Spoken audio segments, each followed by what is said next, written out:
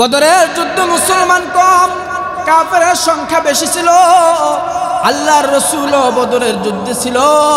মুসলমান ভাইরা আমার, আল্লাহর রাসূলও বদরের যুদ্ধের মধ্যে ছিল। এক পর্যায়ে মুসলমান বিজয় লাভ করেছে আর কাফেররা পরাজয় বরণ করেছে। মুসলমান হাসতে হাসতে বাড়ি ফিরতেছে। কাফেরদের মন বড় খারাপ, কাফেররা বড় চিন্তিত, কাফেররা লজ্জিত, মাথাটা নিচের দিকে দিয়ে বাড়ির দিকে যাইতেছে। হায় রে, কওমের লোকের কাছে কি জবাব দিব রে, কওমের লোকের কাছে কি বলবো রে? আমাদের তো লোক ছিল বেশি, আমাদের তো অস্ত্র ছিল বেশি, আমাদের তো সব কিছু বেশি ছিল, আমরা এখন কি জবাব দিব? মানুষের কাছে তো আমরা বেইজ্জতি হয়ে যাব। এই কথা চিন্তা করে মাথাটা নিচের দিকে দিয়ে বাড়ির দিকে যাইতেছে। আর আল্লাহ তাআলা মুসলমানকে বিজয় দিয়ে দিল। এর কিছুদিন পরে আবার যুদ্ধ সংগঠিত হলো। ওই যুদ্ধের নাম হলো উহুদের যুদ্ধ। মুসলমান ভাইরা আমার, উহুদের যুদ্ধের মধ্যে আবার কাফেরদের সাথে লড়াই, আবার কাফেরদের সাথে যুদ্ধ করতে হবে। যুদ্ধের প্রস্তুতি নিল, কাফেররা প্রস্তুতি নিল। কাফেররা ওয়াহশী ইবনুল হরব রাদিয়াল্লাহু তাআলা তখনও কালেমা গ্রহণ করে নাই, উহুদের যুদ্ধের সময় কালেমা গ্রহণ করে নাই। ওয়াহশী ইবনুল হরবকে ডেকে বলে, ওয়াহশী রে, বদরের যুদ্ধে তো আমরা হেরে গেলাম, এখন তো তুমি একটা আমাদেরকে কাজ করে দিতে হবে, আমরা তোমাকে টাকা দিব। ওয়াহশী বলে, টাকা দিলে আমি তোমাদের কাজ করে দিব, আর যদি তোমরা টাকা না দাও তাহলে কাজ করব না। চুক্তি হয়ে গেল কাফেরদের সাথে, আমাকে এত টাকা দিতে হবে।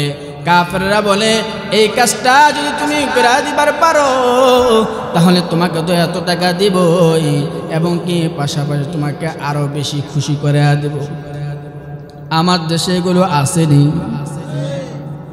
চোরকে, খুনিকে, জালেমকে বলে, এই কাজটা যদি তুই করে দেস 50 লাখ টাকা তুই পাবি, সাকসেস হয়ে গেলে তুই আরো 10 লাখ টাকা বোনাস পাবি। আসেনি? ওয়াহশীকে ডেকে বলে, ওয়াহশী, উহুদের যুদ্ধে এই কাজটা করে দিতে হবে। ওয়াহশী বলে, কি কাজ? উহুদের যুদ্ধের মধ্যে হাবিবে কিবরিয়া মুহাম্মদুর রাসূলুল্লাহ সাল্লাল্লাহু আলাইহি ওয়াসাল্লামের একজন চাচা আছে, হামজা রাদিয়াল্লাহু তাআলা আনহু। হামজা রাদিয়াল্লাহু তাআলা আনহু যখন উহুদের যুদ্ধের মধ্যে আসবে, যুদ্ধ চলাকালীন তুই কিন্তু হামজা রাদিয়াল্লাহু তাআলা আনহুকে একেবারে শেষ করে দিবি, হত্যা করে ফেলবি। কোন জায়গায় গিয়ে হাত দিছে? আমার নবীর চাচাকে মেরে ফেলার জন্য লোক বাড়া করছে। ওয়াহশীও রাজি হয়ে গেল। ওয়াহশী আবার উহুদের যুদ্ধে চলে গেল। যুদ্ধ সংগঠিত হয়ে গেল। মুসলমানের অবস্থা খারাপ। আল্লাহর রাসূল মুহাম্মদুর রাসূলুল্লাহ সাল্লাল্লাহু আলাইহি ওয়াসাল্লামকে কাফেররা চতুর্পাশ দিয়ে বেষ্টনী করে দিয়ে ফেলছে, মেরে ফেলার উপক্রম। মুসলমানের অবস্থা এদিক দিয়ে বড় খারাপ হয়ে গেছে। হায় রে, এদিক দিয়ে ওয়াহশী আমার রাসূলের চাচা হামজা রাদিয়াল্লাহু তাআলা আনহুকে পেয়ে হামজা রাদিয়াল্লাহু তাআলা আনহুর শরীরের উপর আক্রমণ করতেছে, ক্ষত বিক্ষত করতেছে। আমার রাসূল দূর থেকে তাকায়া নবীর চাচার এই অবস্থা দেখে চোখের পানি পালতেছে আর কান্না করতেছে। কিছু কইতে পারতেছে না, কিছু করতেও পারতেছে না। নবীর চোখের সামনে নবীর চাচাকে ওয়াহশী হত্যা করে ফেলল, একেবারে শেষ করে ফেলল। এই ঘটনা যখন ঘটে গেল, মদিনার অলিতে গলিতে খবর চলে গেল, কুতিলা মুহাম্মদুর রাসূলুল্লাহ সাল্লাল্লাহু আলাইহি ওয়াসাল্লামকে একেবারে শেষ করে ফেলছে। মুহাম্মদুর রাসূলুল্লাহ সাল্লাল্লাহু আলাইহি ওয়াসাল্লামকে কতল করে ফেলছে। এই খবরটা মদিনার অলি গলিতে চলে গেল। হামজা রাদিয়াল্লাহু তাআলা উহুদের যুদ্ধে যায় নাই, নতুন বিবাহ করেছিল। স্ত্রীর সাথে সহবাসে লিপ্ত হয়েছিল, শেষ রাতে উঠছিল গোসল করার জন্য। এমন সময় শুনতে পাইল কতিলা মুহাম্মদকে যেন রাস্তায় রাস্তায় বলতেছে আমার নবীকে মেরে ফেলছে। হামজা রাদিয়াল্লাহু তাআলা আনহু গোসলের সব কিছু রেখে দিয়ে তলোয়ারটা হাতে লইয়া যুদ্ধের ময়দানে রওনা দিল। স্ত্রী ডেকে বলে, স্বামী আমার কই যাইতেছেন? তুমি কি শোনো নাই? কে যেন মদিনার অলিতে গলিতে বলতেছে আমার রসুলকে মেরে ফেলছে। এই কথাটা যদি সত্যি হইয়া থাকে তাহলে আমি হানজালার জীবন রেখে কি লাভ হবে রে? আমার এই জীবন তো রাখার দরকার নাই। তুমি কি আমাকে বাধা দিতেছ? স্ত্রীকে ডাকে বলে, তুমি কি আমাকে বাধা দিতেছ? স্ত্রী বলে, না না, বাধা দিতেছি না, আপনার গোসল ফরজ হয়ে গেছে, গোসলটা কইরা গেলে বড় ভালো হয়। হানজালা রাদিয়াল্লাহু তাআলা আনহু বলেন, গোসল করে আগে আর নবীর শাহাদাতের খবর যদি সত্যি হইয়া থাকে তাহলে আমি ওখানে গিয়ে তাদের সাথে লড়াই করব। লড়াই করতে করতে যদি আমার মৃত্যু হয়ে যায় তারপরে আমাকে তখনই তারা দাফন টাফন করবে। আরে গোসল তো পরে হবে, আগে তো আমার নবীর ইজ্জত, আগে তো আমার নবীর ভালোবাসা, আগে তো আমার নবীর জীবন। আমার নবী যদি বেঁচে না থাকে তাহলে এই জীবন রেখে কোনো লাভ নাই। হানজালা চলে গেল। পয়গম্বর মুসা কালিমুল্লাহ আল্লাহ তাআলার সাথে কথা বলতো। একদিন পয়গম্বর মুসা কালিমুল্লাহকে বলে, ও আল্লাহ, আপনি মুহাম্মদুর রাসূলুল্লাহ সাল্লাল্লাহু আলাইহি ওয়াসাল্লামকে কেন হাবিবুল্লাহ দান করলেন? কেন হাবিবুল্লাহ দিলেন? মুহাম্মদুর রাসূলুল্লাহকে আপনি কেন হাবিবুল্লাহ ডাকেন? আপনার হাবিব, আপনার বন্ধু, আপনার পেয়ারা, আপনি যাকে বেশি ভালোবাসেন, ওগো আল্লাহ, কেন আপনি তাকে এই উপাধিটা দিলেন? আল্লাহ তাআলা বলে, মুহাম্মদ আমার বন্ধু, আমার বন্ধু দুনিয়ার জমিনে ফকরে ফাকাতকে গ্রহণ করেছে, গরিবী হালতটাকে গ্রহণ করে নিয়েছে। গরিবী হালতে থাকা অবস্থায় আমার নবী পছন্দ করেন, এই জন্য আমি আমার বন্ধুকে হাবিবুল্লাহ দান করেছি। আমার নবী গরিব থাকা অবস্থা বেশি পছন্দ করেন, এই জন্য খবর নিয়ে দেখেন সিরাতের কিতাব পড়লে পাওয়া যাবে হাবিবুল্লাহর ঘরে 6 মাস পর্যন্ত চুলার মধ্যে আগুন জ্বলত না। চুলার মধ্যে 6 মাস পর্যন্ত আগুন জ্বলত না। কিভাবে দিন কাটাইতেন? কখনো একটা খেজুর খেয়ে দিন কাটাইতেন, কখনো 2টা খেজুর খেয়ে দিন কাটাইতেন। আমার নবীকে আল্লাহ তাআলা অতটা ভালোবাসেন, হাবিবুল্লাহ যদি জবান দিয়ে বলে, ওগো আল্লাহ, উহুদ পাহাড়কে সোনা বানায়া দেন, আল্লাহ তাআলা মুহূর্তের মধ্যে উহুদ পাহাড়কে সোনা বানায়া দিত। এরপরও আমার নবী কথা বলেন নাই। আমার নবী বলেন, না না, এটা চাওয়া যাবে না। আমার নবী উম্মতের জন্য পেরেশান। আমার নবী দুনিয়ার জমিনে এমন কোনো কিছু চায় না যেটা পরকালে আল্লাহ তাআলার কাছে চাইলে পরে যদি না পাওয়া যায়। এই জন্য বড় বড় চাওয়াগুলো, স্পেশাল বিষয়গুলো আল্লাহ তাআলার কাছে চায় নাই, হাবিবুল্লাহ নিজের কাছে জমা রেখেছে। কেন জমা রেখেছে? আল্লাহর রাসূল বলে, ময়দানে মাহশারের অবস্থাটা এত ভয়াবহ হবে, ওই দিন আমার উম্মতের হালত বড় ভয়ঙ্কর হইয়া যাবে রে। আমার উম্মতের অবস্থা বড় খারাপ হইয়া যাবে, আমার উম্মত বড় পেরেশানের মধ্যে থাকবে। আমাকে আল্লাহ তাআলা যে বিষয়গুলো দান করেছে আমি এগুলো রেখে দিয়েছি, ওই দিন আমি কাজে লাগাবো। যেই দিন আমার উম্মতরা পেরেশান হয়ে যাবে, আমি আল্লাহ তাআলার কাছে চেয়েছে আমার ওই উম্মতগুলোকে জাহান্নাম থেকে বাঁচায়া আমি মুহাম্মদুর রাসূলুল্লাহ আমার উম্মতগুলোকে জান্নাতের মেহমান বানা দিব। বলেন সুবহানাল্লাহ। সকল পয়গম্বররা দুনিয়ার জমিনে তাদের যা চাওয়ার সব চেয়ে নিছে।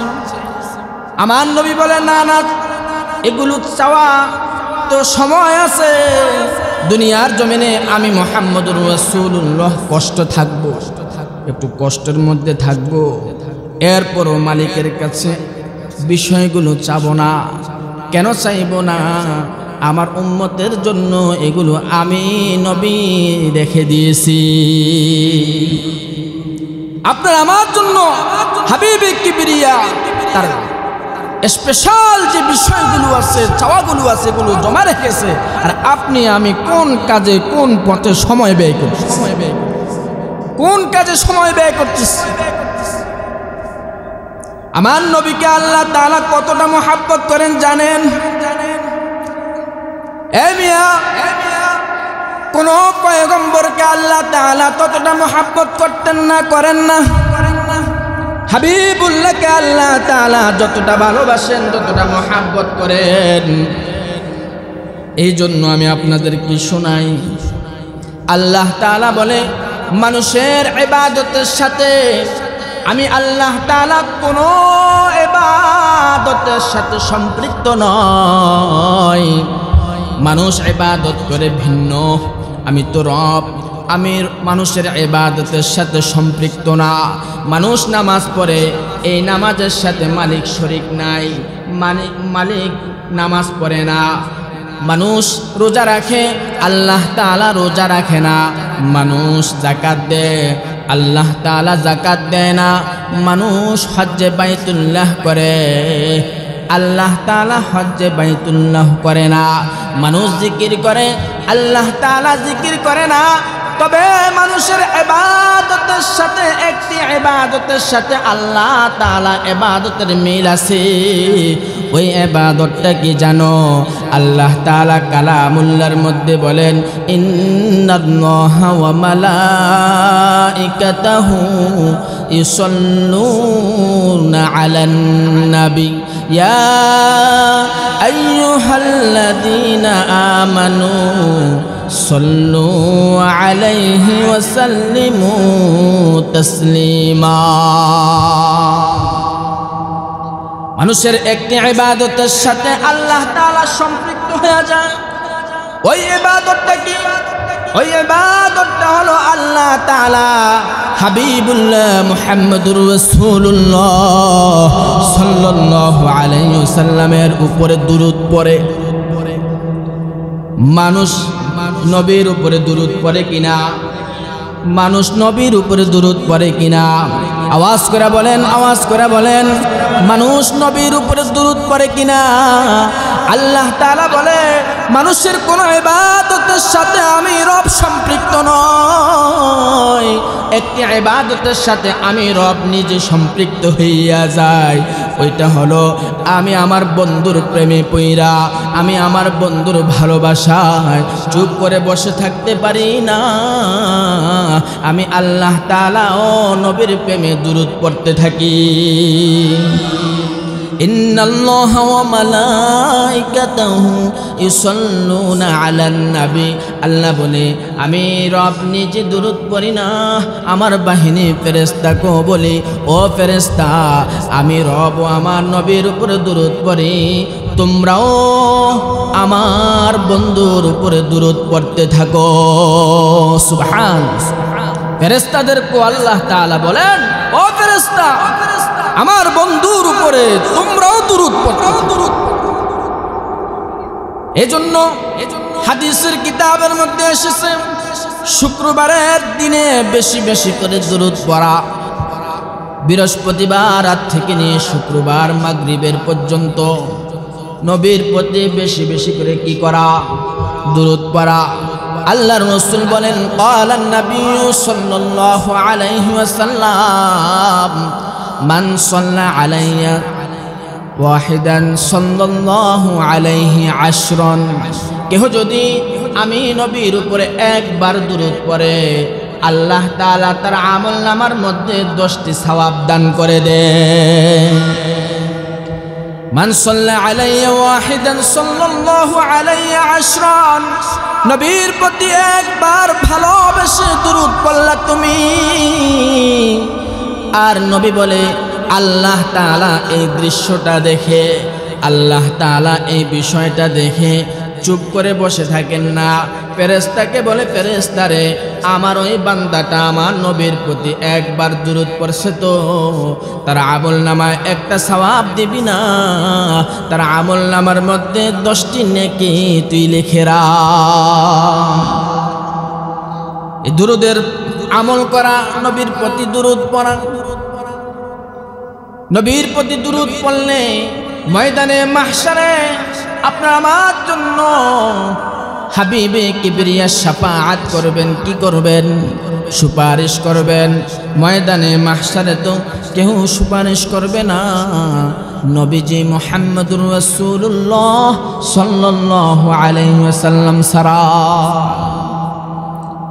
সকল পয়গম্বররাও থরথর করে কাঁপতে থাকবে, হয়রান আর পেরেশান হয়ে যাবে। বাবা আদম আলাইহিস সালাতু ওয়াস সালাম হয়রান পেরেশান, পয়গম্বর ইব্রাহিম খলিলুল্লাহ হয়রান পেরেশান, পয়গম্বর মুসা কালিমুল্লাহ হয়রান পেরেশান, পয়গম্বর ঈসা রূহুল্লাহ হয়রান পেরেশান। সকলে হয়রান পেরেশান, সকলে হয়রান পেরেশান। কেউ আমার রবের কাছে গিয়ে শাফাআত করবে সাহস নাই। হাবিবুল্লাহ মুহাম্মদুর রাসূলুল্লাহ সাল্লাল্লাহু আলাইহি ওয়াসাল্লাম উম্মতের ভালোবাসা, উম্মতের প্রেমে বসে থাকবেন না। হাবিবে কিবরিয়া পুরাটা হাসরের ময়দানে ঘুরবে, আমার উম্মত কোন হালতে আছে, আমার উম্মত কি অবস্থার মধ্যে আছে। আর আপনি আমি অন্য জায়গায় সময় ব্যয় করতেছি, নবীর প্রতি মুহাব্বত নাই, ভালোবাসা নাই। নবীর প্রতি যদি মুহাব্বত ভালোবাসা না থাকে তাহলে তো ময়দানে মাহশারে আমাদের বড় বিপদ হয়ে যাবে। আমরা তো তখন বড় মুসিবতের মধ্যে পড়ে যাব। হায় রে, যেহেতু আমাদের সঙ্গী থাকবে না। আজকে আমরা যাদেরকে সঙ্গী বানিয়ে সময় ব্যয় করতেছি বিভিন্ন খারাপ পথে, তারা তো ওই দিন কোনো আশেপাশেও থাকবে না, তাদেরকে তো খুঁজে পাওয়া যাবে না। যেই দিন একজন থাকবেন শাফাআত করার জন্য বন্ধু হিসাবে, ওই দিন আপনার আমার নবী শাফাআত করার জন্য ঘুরবে। আর আপনি আজ দুনিয়ার জমিনে নবীর মুহাব্বত থেকে, নবীর সুন্নাহ থেকে নিজেকে দূরে সরায় রাখলেন। কি উপায় হবে? কি উপায় হবে? এজন্য আমাদেরকে নবীর মুহাব্বত দিলে জায়গা দিতে হবে, নবীর মুহাব্বতের উম্মত হতে হবে। যেই মুহাব্বত করলে পরে নবীর শাফাআত পাওয়া যাবে, যে মুহাব্বত করলে পরে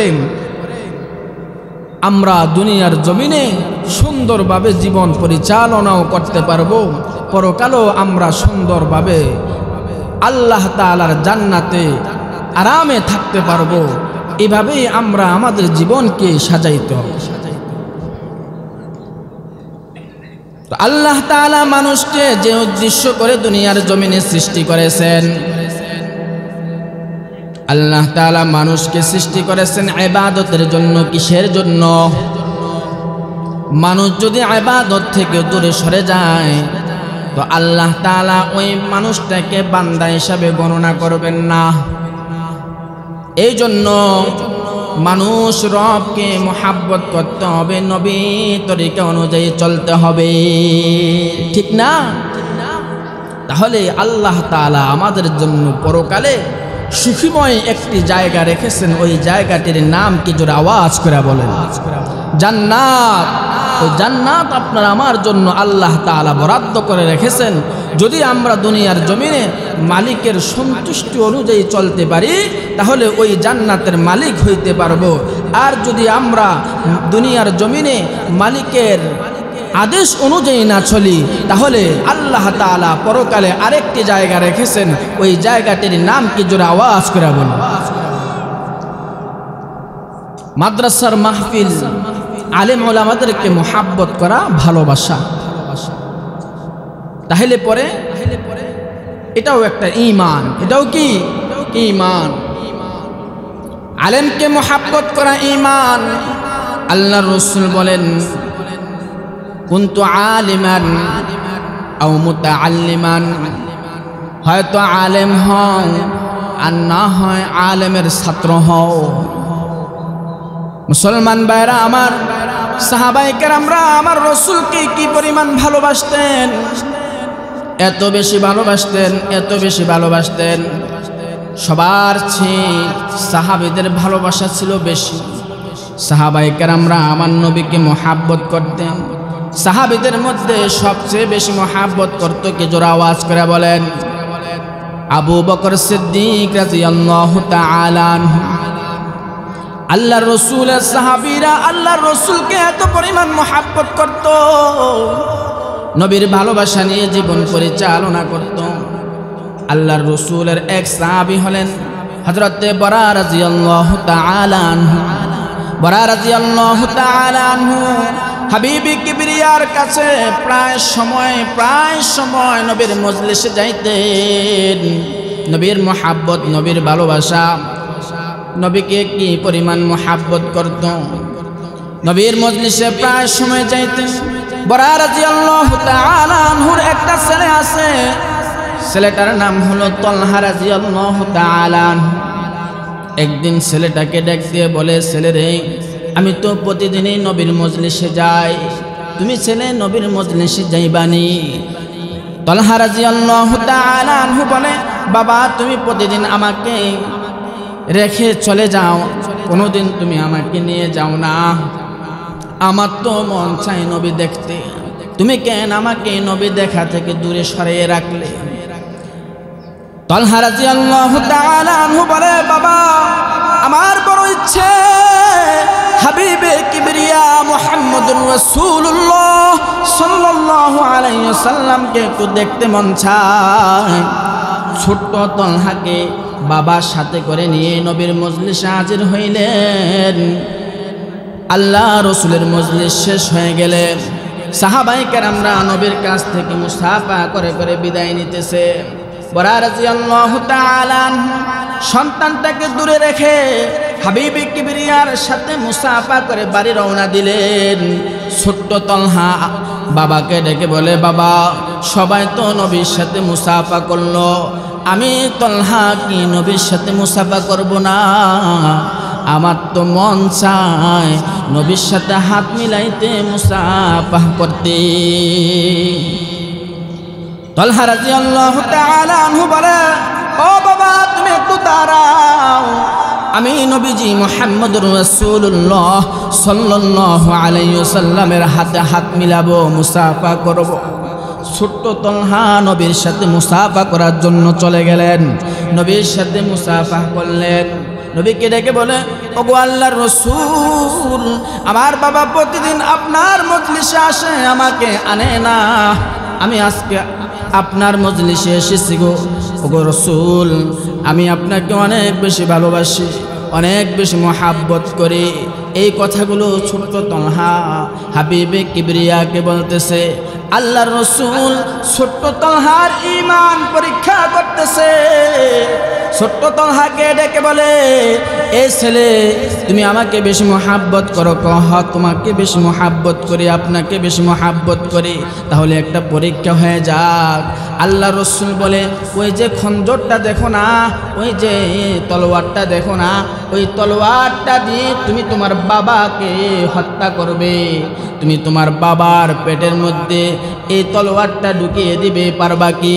ছোট্ট তলহা বলে, ওগো আল্লাহর রাসূল, আপনি আদেশ করেছেন, আমি তলহা কেমনে না করি? এটা হতে পারে না। আপনার মুহাব্বত আমার বাবার চেয়ে বেশি, আমি আমার বাবার চেয়ে আপনি নবীকে বেশি মুহাব্বত করে। তলহা, ছোট্ট তলহা এবার খঞ্জরটা সাথে করে লইয়া সোজা বাবাকে হত্যা করার জন্য চলে গেলেন। আল্লাহর রাসূল তলহার এই দৃশ্যটা দেখে তলহাকে ডেকে বলে, তলহা সামনে আর যাইতে হবে না, আমি তোমার ঈমান পরীক্ষা করলাম, আমি তোমার ভালোবাসা পরীক্ষা করলাম। তুমি আমাকে বেশি ভালোবাসো নাকি তোমার বাবাকে বেশি ভালোবাসো? তুমি যে বললে আমি নবীকে বেশি ভালোবাসো এটা পরীক্ষা করলাম। এবার আল্লাহর রাসূল তলহাকে দোয়া দিয়ে দিলেন। তলহা রাদিয়াল্লাহু তাআলা আনহু বাবার সাথে চলে গেলেন বাড়িতে। কিছুদিন পরেই আল্লাহর রাসূলের কাছে খবর আসলো তলহা রাদিয়াল্লাহু তাআলা আনহু অসুস্থ হয়ে গেল। বাবা ডেকে বলে, আল্লাহর রাসূল, আমার সন্তান তলহা অসুস্থ হয়ে গেল, আপনি একটু দোয়া করেন। আল্লাহর রাসূল দোয়া করলেন। এর কিছুদিন পরে আল্লাহ রাসূলের কাছে খবর আসলো তলহা আরো বেশি অসুস্থ হয়ে গেল।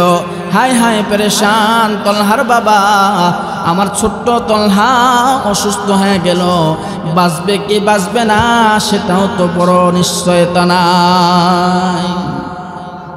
তলহা এবার বাবাকে ডেকে বলে, বাবা মনে হয় আমি আর দুনিয়ার জমিনে বাঁচবো না, আমার মনে হয় মৃত্যু ঘনিয়ে আসছে।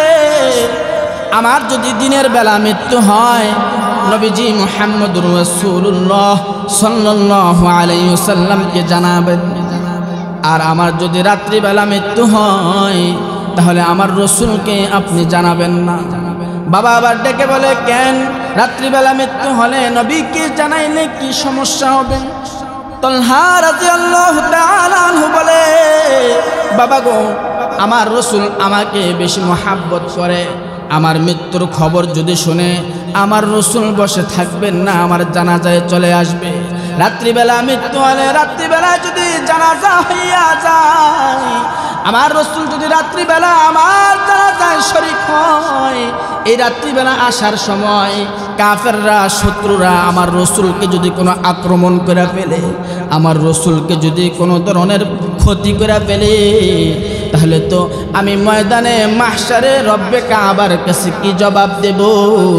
এই জন্য আমি চাই না আমার রাসূলের কোনো বিপদ হোক, আমার রাসূলের কোনো সমস্যা হোক, কাফের বেঈমানরা যেন আমার রাসূলকে কোনো ধরনের ক্ষতি করতে না পারে। আমার জানাজা রাত্রিবেলা হয়ে গেল কোনো সমস্যা নাই, তারপরও আমার রাসূল নিরাপদে থাকুক। কি পরিমাণ ভালোবাসা তলহা, এই পিচ্ছি তলহা, ছোট্ট তলহা নবীর।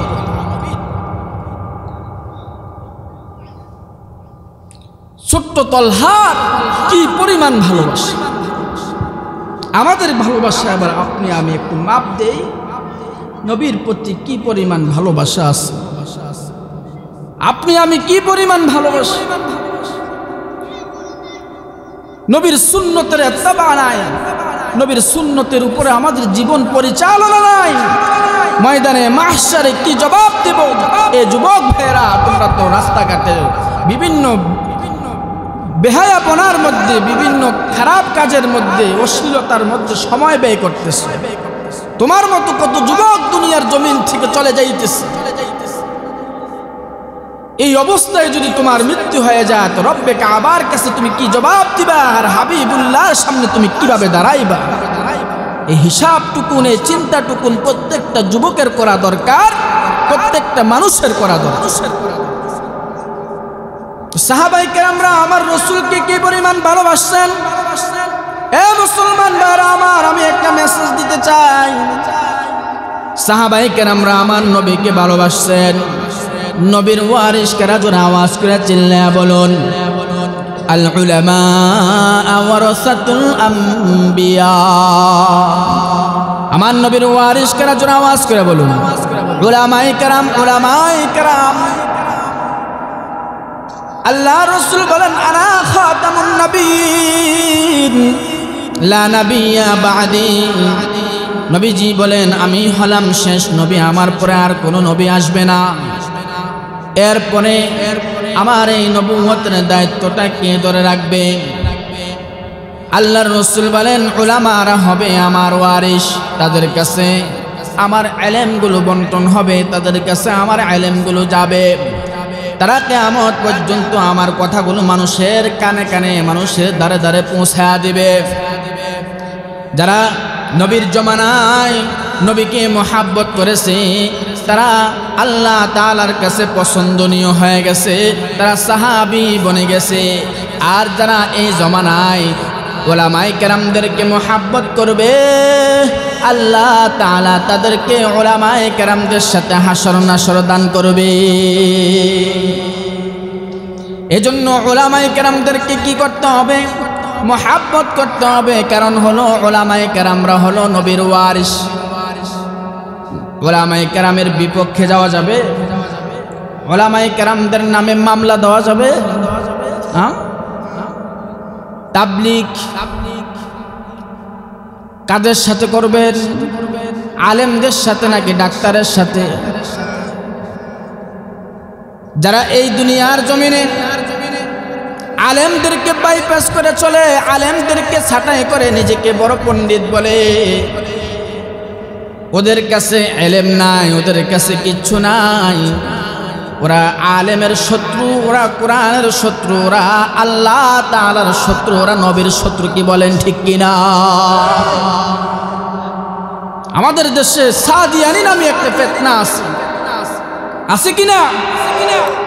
যারা আলেমদেরকে বিভিন্ন রকমের অপবাদ দিয়ে আলেমদের নামে মিথ্যা মামলা দিয়ে তাদেরকে হয়রানি আর পেরেশানি করতে চায়। অথচ এই আলেমরাই তাদেরকে শিখিয়েছে নামাজ, এই আলেমরাই শিখিয়েছে তাদেরকে কোরআন, এই আলেমরাই তাদেরকে মৃত্যু পর্যন্ত টেনে নিবে, এই আলেমরাই তাদেরকে জান্নাতের পথ দেখাবে। অথচ আজকে তারা তাবলীগ করে, কিছু সাধারণ মানুষ তাবলীগী ভাই সাদিয়ানি নামে ফিতনা, তারা আজকে আলেম ওলামাদের শত্রু। আলেম ওলামাদেরকে মামলা দিয়ে তারা মানুষের কাছে এটাই পরিচিত করতে চায় যে তারা হলো আলেম ওলামাদের শত্রু। আর এই আলেম ওলামাদের শত্রু যারা হবে তাদেরকে আল্লাহ তাআলাও মুহাব্বত করবেন না, নবীও মুহাব্বত করবেন না। আর আলেম ওলামা থেকে দূরে সরে থাকা মানে নবীর শাফাআত থেকে দূরে সরে থাকা। নবীর শাফাআত পাইতে হলে আলেম উলামাদেরকে মুহাব্বত করতে হবে, ভালোবাসতে হবে। যারা আলেম উলামাদের সাথে থাকবে তাদের হাসর নাসরটাও আলেম উলামাদের সাথে হবে। আল্লাহর রাসূল বলেন, ক্বালান নাবিয়্যু সাল্লাল্লাহু আলাইহি ওয়াসাল্লাম, মা তাশাব্বাহা বিকওমিন ফাহুয়া মিন। যার সাথে যার মুহাব্বত, তার সাথে তার হাসর নাসর। আমার মোহাব্বত যদি থাকে একজন জালেমের সাথে, তো আমার হাসরটাও হবে জালেমের সাথে। আমার মোহাব্বতটা যদি থাকে আলেমের সাথে, তাহলে আমার হাসরটাও হবে আলেমের সাথে। আমার মোহাব্বতটা যদি থাকে ডক্টর প্রফেসরদের সাথে, তাহলে ময়দানে মাহশারে হাসর নাসরটাও হবে তাদের সাথে। আল্লাহ তাআলা বলেন, ইয়া আইয়ুহাল্লাযীনা আমানুত্তাকুল্লাহ ওয়াল তানজুর নাফসুম মা কদ্দামাত লিগাদ ওয়াত্তাকুল্লাহ ইন্নাল্লাহা খাবীরুম বিমা তা'মালুন। আল্লাহ তাআলা এই আয়াতের মধ্যে বলেন, হে ঈমানদাররা, আমানুত্তাকুল্লাহ, আল্লাহ তাআলাকে ভয় করো। কাকে ভয় করার কথা বলেছেন? জবান খুলে বলেন। আল্লাহ তাআলা বলেন, আল্লাহ তাআলাকে ভয় করো। ঈমানদারদেরকে ডেকে বলে, ঈমানদার, দুনিয়ার কোনো মানুষকে ভয় করা যাবে না, দুনিয়ার কোনো মানুষের পিছে চলা যাবে না। আল্লাহকে ভয় করো, আল্লাহর ভয় নিয়ে জীবন পরিচালনা করো। বান্দারে, তোর জীবন পাল্টায়া যাবে। বান্দারে, তুই এতদিন সুদ খাইছস, মালিকের ভয় তোর দিলে চলে আসছে, সুদ ছেড়ে দিবে। ও বান্দা, তুই এতদিন নাফরমানি করছস, আল্লাহর ভয় তোর দিলে ঢুকে গেছে। তো আল্লাহ তাআলা বলে, মালিকের ভয় দিলে ঢুকার কারণে সে নাফরমানি ছেড়ে দিয়ে মালিকের ইবাদত বন্দি করবে। এই আয়াতের মধ্যে আল্লাহ তাআলা দুইবার মালিককে ভয় করার জন্য বলেছেন, কত তাকিদ দিয়েছেন, কত গুরুত্ব বুঝিয়েছেন। ইয়া আইয়ুহাল্লাযীনা আমানুত্তাকুল্লাহ ওয়াল তানজুর নাফসুম মা কদ্দামাত লিগাদ। আল্লাহ তাআলা বলে, খেয়াল করো, লক্ষ্য করো। ওয়াল তানজুর নাফসুম মা কদ্দামাত লিগাদ, আগামীকাল তোমাদের কি অবস্থা হবে। মুফাসসিরিন কেরামরা বলেন, তাফসীর ইবনে কাসিরের মধ্যে এসেছে আগামীকাল দিয়ে আল্লাহ তাআলা বুঝিয়েছেন ময়দানে মাহশারের কথা। মুফাসসিরিন কেরামরা বলেন আগামীকাল দিয়ে বুঝিয়েছে কবরের কথা, কবরের জগৎটা তোমার কেমন হবে। আগামীকাল দিয়ে আল্লাহ তাআলা পরকালকে বুঝিয়েছে, ও ইমানদার আমি রবকে ভয় করো আর খেয়াল করো আগামীকাল তোমাদের কি অবস্থা হবে, ময়দানে মাহশারে তোমাদের কি অবস্থা হবে, কবরের জগৎটা তোমাদের কি অবস্থা হবে, ভালো হবে নাকি খারাপ হবে। ওয়াল তানজুর নাফসুম মা কদ্দামাত লিগাদ, এই কথা বলে আল্লাহ তাআলা বলে ওয়াত্তাকুল্লাহ, আবার আল্লাহ তাআলা বলেন আমি রবকে ভয় করো। কবরের কথা বলার পরে বলতেছেন আবার মালিককে ভয় করো। ময়দানে মাহশারের কথা চিন্তা করার পরে বলতেছেন আবার আল্লাহকে ভয় করো। তাহলে আবার বুঝেন কবর কি নাকি খারাপ যায়। ছোট্ট একটি ঘরের মধ্যে আপনাকে আমাকে শুয়ে রাখবে, এই কবরের মধ্যে 3.5 হাত মাটির ঘরে যে আমরা থাকবো, এই কবরটা কারো জন্য হবে জান্নাতের ঘর আর কারো জন্য হয়ে যাবে জাহান্নামের একটা ঘর। তো যাদের জন্য জান্নাতের ঘর হয়ে যাবে তারা তো আলহামদুলিল্লাহ, তাদের তো বড় সুখ আর সুখ। আর যাদের জন্য কবরটা জাহান্নামের গর্ত হয়ে যাবে তাদের কি অবস্থা হবে, তাদের কি অবস্থা হবে একটু চিন্তা করেন। এই জন্য আল্লাহ তাআলা বলেন ওয়াল তানজুর নাফসুম মা কদ্দামাত লিগাদ, আগামীকালকের কথা চিন্তা করো, ময়দানে মাহশারের কথা খেয়াল করো, ময়দানে মাহশারের কথা চিন্তা করো। আবার মালিক বলেন ওয়াত্তাকুল্লাহ, আমি রবকে ভয় করো। ইন্নাল্লাহা খাবীরুম বিমা তা'মালুন, আল্লাহ তাআলা বলেন বান্দারে আমি আল্লাহ তাআলা সব কিছুর খবর জানি। আমি রবকে ফাঁকি দেওয়ার কোনো সুযোগ নাই, আমি রবের সাথে 2 নাম্বারি করার কোনো সুযোগ নাই। কেমনে সুযোগ নাই? আল্লাহ তাআলা বলেন কিরাম কাতিবিন ইয়ালামুনা মা তাফআলুন, আল্লাহ তাআলা প্রত্যেকটা মানুষের 2 কাঁধে 2 জন ফেরেশতা রেখে দিয়েছেন বডিগার্ড হিসাবে।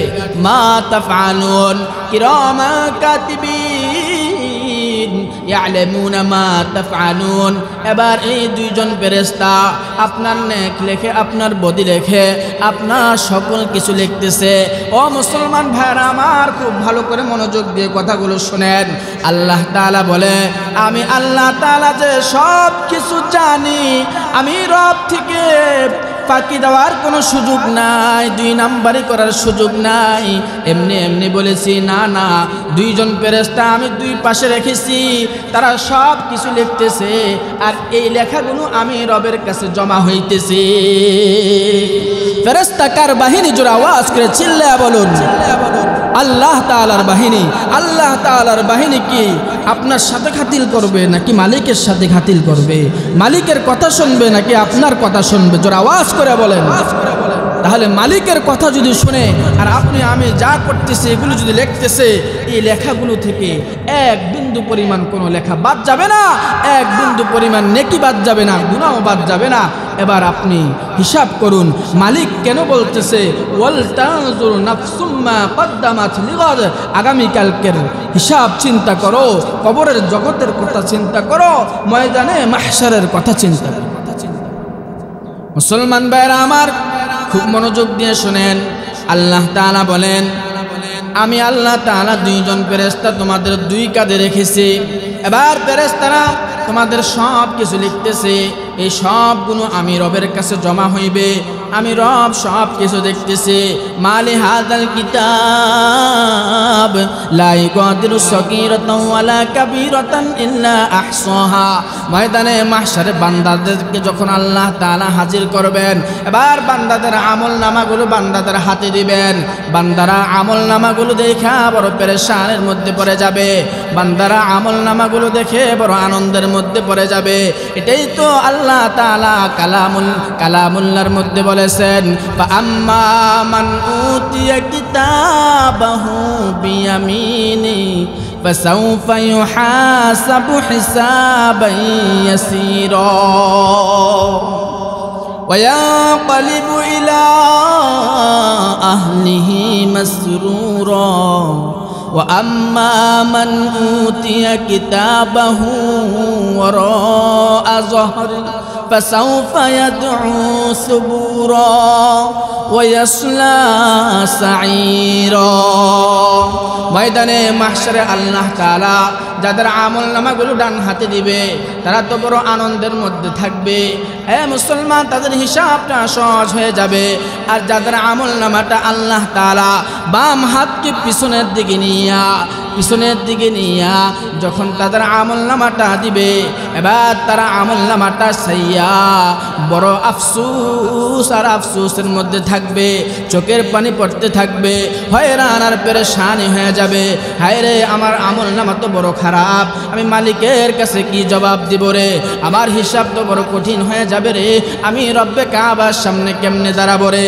এই হিসাব দিয়ে তো আমি জান্নাত পাবো না, এই আমল নামা দিয়ে তো আমি জান্নাতের মালিক হইতে পারবো না, এই আমল নামা দিয়ে তো আমার জাহান্নাম ছাড়া উপায় নাই। আমার কি অবস্থা হবে রে?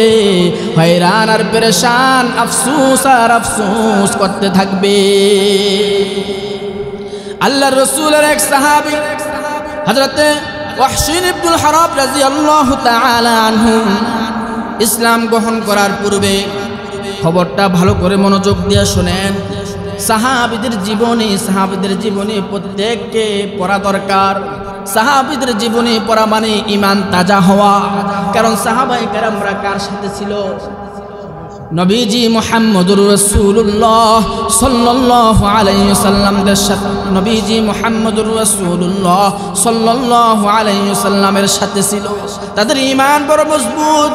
ওয়াহশী ইবনুল হারাব রাদিয়াল্লাহু তাআলা আনহু প্রথমে কাফের ছিল। কাফের অবস্থায় টাকার বিনিময়ে মানুষকে হত্যা করত। টাকার বিনিময়ে মানুষকে কি করত? আমাদের দেশে এরকম আছে নেই? আছে।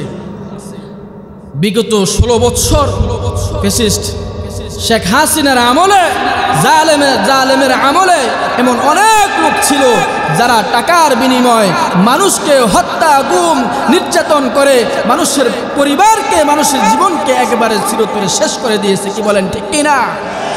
এই জালেম যখন আমাদের দেশ থেকে চলে গেছে, বাংলাদেশ এখন সুন্দরভাবে নিরাপদে আছে, মানুষগুলো নিরাপদে আছে, মানুষের চলাচল বড় শান্তিতে আছে। যতদিন ছিল আলেমও শান্তিতে ছিল না, সাধারণ পাবলিকও শান্তিতে ছিল না, মানুষও শান্তিতে ছিল না। রাস্তাঘাটে হাঁটতো, দিনের বেলা ভয় পাইতো, রাত্রেবেলা হাঁটতো, ভয় পাইতো। জোরে বলেন, চিল্লিয়া ঠিক কিনা? যখন এই জালেম দুনিয়ার জমিন থেকে আল্লাহ তাআলা বেইজ্জতির সাথে তাকে যখন দুনিয়ার জমিন থেকে তাড়িয়ে দিয়েছে, 16 কোটি মানুষ, 18 কোটি মানুষ একটি শান্তির নিঃশ্বাস দুনিয়ার জমিনে ছেড়েছে। আল্লাহ তাআলার কাছে শুকরিয়ার নামাজ আদায় করেছে, আল্লাহ তাআলার কাছে শুকরিয়া আদায় করেছে, আর বলেছে জালেম দুনিয়ার জমিন থেকে বিতাড়িত হয়েছে, তো আমরা রব্বে কাবার কাছে শুকরিয়া আদায় করেছি। এই জালেমের আমলে কোনো মানুষ শান্তিতে ছিল না। ফ্যাসিস্ট জালেম শেখ হাসিনা আমলে এরকম অনেক লোক ছিল, টাকার বিনিময়ে মানুষকে হত্যা করছে, অনেক ছিল। এটা শুধু এই দুনিয়ার তার আমলে নয়, পৃথিবীর শুরু থেকে নিয়ে কিয়ামত পর্যন্ত এরকম মানুষ থাকবে যারা জুলুম করবে, অত্যাচার করবে। আর অত্যাচারীদের ফলাফল কি হবে সেটা আল্লাহ তাআলা, বেশি দূরে যেতে হবে না, অন্য দেশে তাকাইতে হবে না, আল্লাহ তাআলা আঙ্গুল দিয়ে এই দেশের মানুষকে দেখিয়ে দিয়েছে। আজকে আওয়ামী লীগের কোনো নেতা মেতাকে খুঁজেও পাওয়া যায় না। কি বলেন, ঠিক কিনা? যারা বলেছে এ দেশের মধ্যে 41 সাল পর্যন্ত থাকবে, তারা আজকে কোথায়? তাদেরকে লাইট দিয়েও খুঁজে পাওয়া যায় না। কি বলেন, ঠিক কিনা? আল্লাহ তাআলা বলেন ওয়া তুইজ্জু মা তাশা ওয়া তুযিল্লু মা তাশা, আমি আল্লাহ তাআলা তোমাদেরকে সম্মানও দিতে পারি, আমি আল্লাহ তাআলা তোমাদেরকে বেইজ্জতি করতে পারি। যদি তোমরা সম্মানের চেয়ার পেয়ে মানুষের উপর জুলুম করো, অত্যাচার করো, তো আমি আল্লাহ তাআলা কিভাবে তোমাদেরকে সাইজ করতে হয় এটা আমি আল্লাহ তাআলার জানা আছে। জোরে বলেন ঠিক কি না? কিয়ামত পর্যন্ত থাকবে জুলুমকারীরা, দুনিয়ার জমিনে কিয়ামত পর্যন্ত থাকবে। এই জন্য আল্লাহ তাআলা ফেরাউনরে এখনো মিশরের জাদুঘরে রেখে দিয়েছে। ফেরাউন মানুষের উপর অত্যাচার করেছিল, এত বেশি অত্যাচার করেছে, আল্লাহ তাআলা বলে ফেরাউনের লাশ মাটির মধ্যে দাফন করা যাবে না। আমি আল্লাহ তাআলা ফেরাউনের লাশটাকে দুনিয়ার জমিনে রেখে দেব, আর মানুষগুলোকে বলবো, মানুষ দুনিয়ার জমিনে এমন কোনো অত্যাচার করিও না যে অত্যাচারের কারণে তোমাদের পরিণতিটাও হবে ফেরাউনের মতো। আল্লাহ তাআলা ফেরাউনকে এখনো রেখে দিয়েছে। এই জন্য মানুষগুলো ফেরাউনের দৃষ্টান্ত দেয় আর বলে তোমরাও যদি জুলুম করো, তোমরাও যদি অত্যাচার করো, তোমাদের পরিণতি ফেরাউনের মতো হবে রে। এই জন্য জুলুম থেকে নিজেকে আলাগ রাখো। ক্ষমতা পেয়েছ তো কি হয়েছে, ক্ষমতার সৎ ব্যবহার করো। চাল ডাল তেলগুলো নিজের খাটের নিচে লুকায় রাখো না। যেগুলো মানুষের হক, এই হকগুলো মানুষের কাছে তোমরা পৌঁছায় দাও।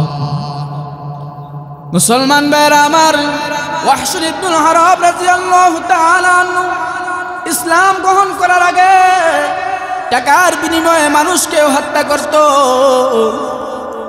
বদরের যুদ্ধ যখন সংগঠিত হয়েছিল, মুসলমানের সংখ্যা কম ছিল, যেমন আজকে মাহফিলের লোকদের সংখ্যা কম। বদরের যুদ্ধে মুসলমানের সংখ্যা কম। আল্লাহ তাআলা মুসলমানদেরকে ওই দিন বিজয় দান করেছেন। কাফেরদের সংখ্যা বেশি ছিল, কাফেরদের অস্ত্র বেশি ছিল, কাফেরদের শস্ত্র বেশি ছিল, কাফেরদের লোক বেশি ছিল, কাফেরদের বাহিনী বেশি ছিল, সব দিক দিয়ে বেশি ছিল।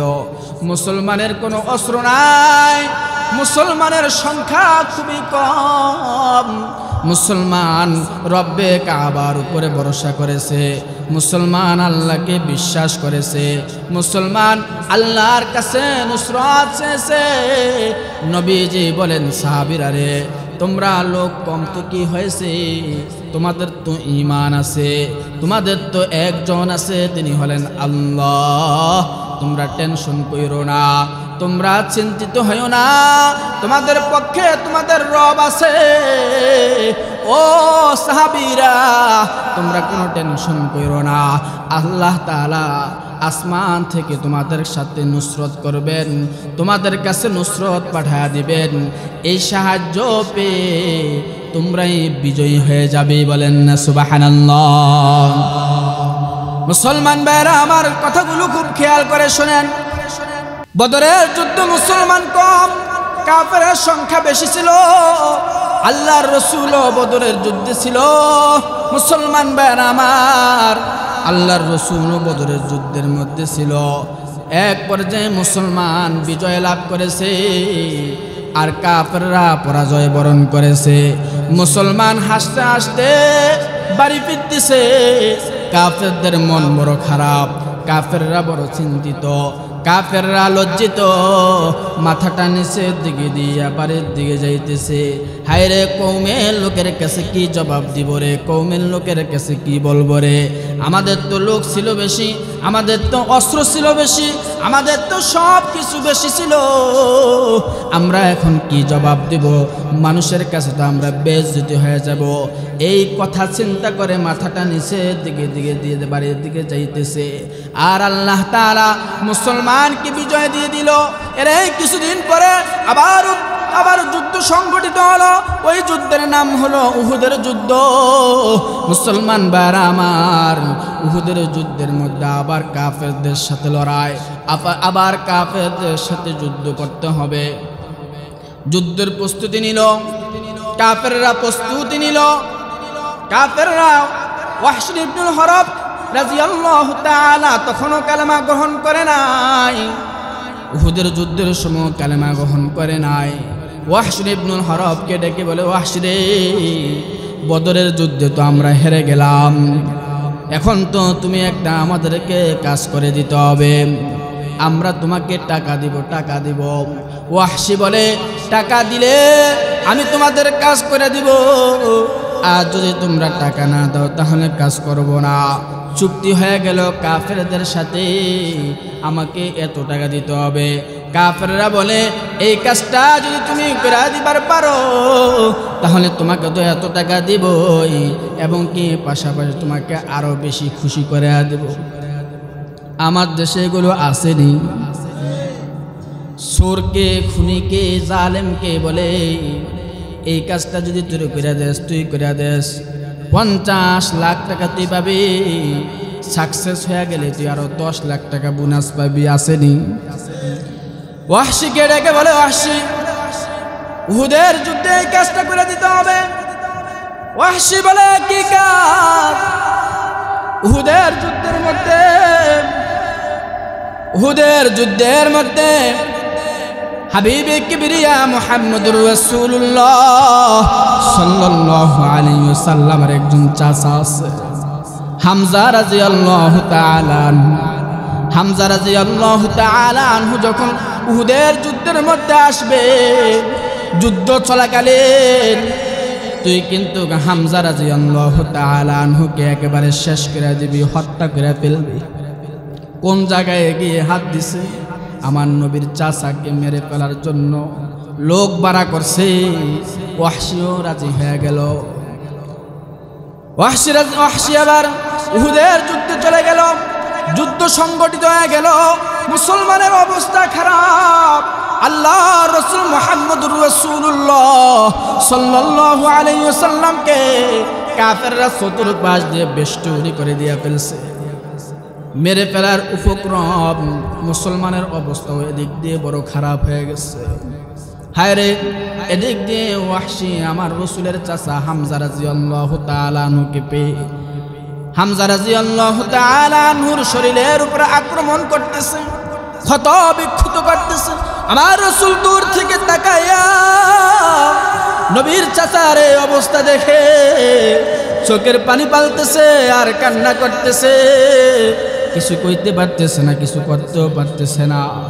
নবীর চোখের সামনে নবীর চাচাকে ওয়াহশী হত্যা করে ফেলল, একেবারে শেষ করে ফেলল। এই ঘটনা যখন ঘটে গেল, মদিনার অলিতে গলিতে খবর চলে গেল, কুতিলা মুহাম্মদ, কুতিলা মুহাম্মদ, মুহাম্মদুর রাসূলুল্লাহ সাল্লাল্লাহু আলাইহি ওয়াসাল্লামকে একেবারে শেষ করে ফেলছে। মুহাম্মদুর রাসূলুল্লাহ সাল্লাল্লাহু আলাইহি ওয়াসাল্লামকে কতল করে ফেলছে। এই খবরটা মদিনার অলি গলিতে চলে গেল। হামজা রাদিয়াল্লাহু তাআলা উহুদের যুদ্ধে যায় নাই, নতুন বিবাহ করেছিল, স্ত্রীর সাথে সহবাসে লিপ্ত হয়েছিল, শেষ রাতে উঠছিল গোসল করার জন্য। এমন সময় শুনতে পাইল কুতিলা মুহাম্মদকে যেন রাস্তায় রাস্তায় বলতেছে আমার নবীকে মেরে ফেলছে। হামজা রাদিয়াল্লাহু তাআলা আনহু গোসলের সব কিছু রেখে দিয়ে তলোয়ারটা হাতে লইয়া যুদ্ধের ময়দানে রওনা দিল। স্ত্রী ডেকে বলে, স্বামী আমার কই যাইতেছেন? তুমি কি শোনো নাই? কে যেন মদিনার অলিতে গলিতে বলতেছে আমার রাসূলকে মেরে ফেলছে। এই কথাটা যদি সত্যি হয়ে থাকে তাহলে আমি হানজালার জীবন রেখে কি লাভ হবে রে? আমার এই জীবন তো রাখার দরকার নাই, তুমি কি আমাকে বাধা দিতেছ? স্ত্রীকে ডাকে বলে, তুমি কি আমাকে বাধা দিতেছ? স্ত্রী বলে, না না, বাধা দিতেছি না, আপনার গোসল ফরজ হয়ে গেছে, গোসলটা কইরা গেলে বড় ভালো হয়।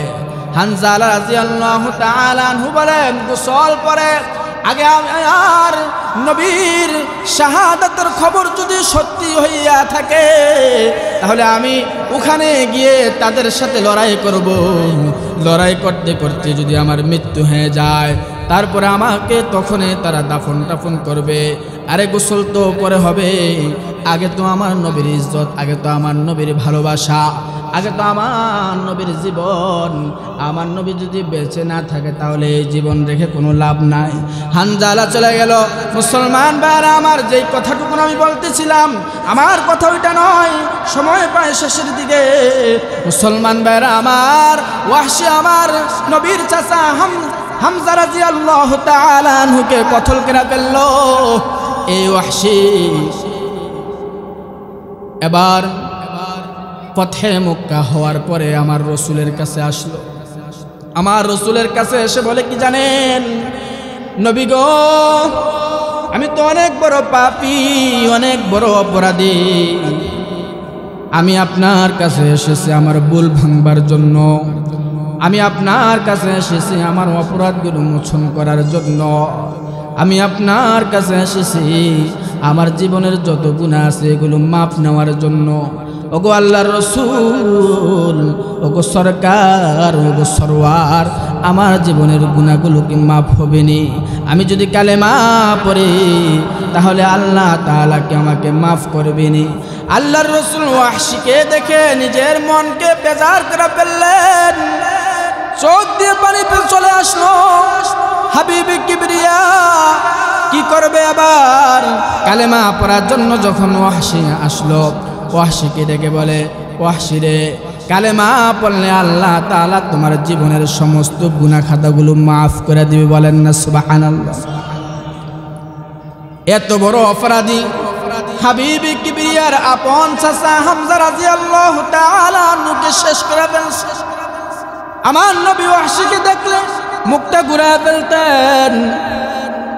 এই ওয়াহশী এসে আমার রসুলকে বলে, কালেমা যদি পড়ি তাহলে আমার জীবনের গুনাহগুলো ক্ষমা হবে। আল্লাহর রসুল ওয়াহশীকে রেখে বলে, তোমার জীবনের গুনাহগুলো আল্লাহ তাআলা কালেমা গ্রহণ করার কারণে মাফ করে দিবে।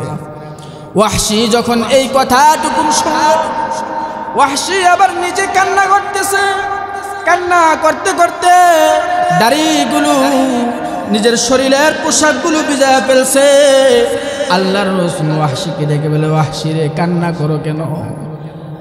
ওয়াহশী বলে, আমি তো বড় অপরাধ, ইসলামের এমন একজন মানুষকে আমি আমার নিজ হাতে হত্যা করেছি, যেটা আপনার চাচা হামজা রাদিয়াল্লাহু তাআলা, ওই গুনাহটাও কি আমার আল্লাহ আমার কালেমা গ্রহণ করার কারণে মাফ করে দিবে? আল্লাহর রাসূল মুহাম্মদুর রাসূলুল্লাহ সাল্লাল্লাহু আলাইহি ওয়াসাল্লাম ওয়াহশীকে ডেকে বলে, ওয়াহশী রে, কালেমা পড়ার কারণে আল্লাহ তাআলা ওই গুনাহটাও মাফ করে দিবে। বলেন না সুবহানাল্লাহ।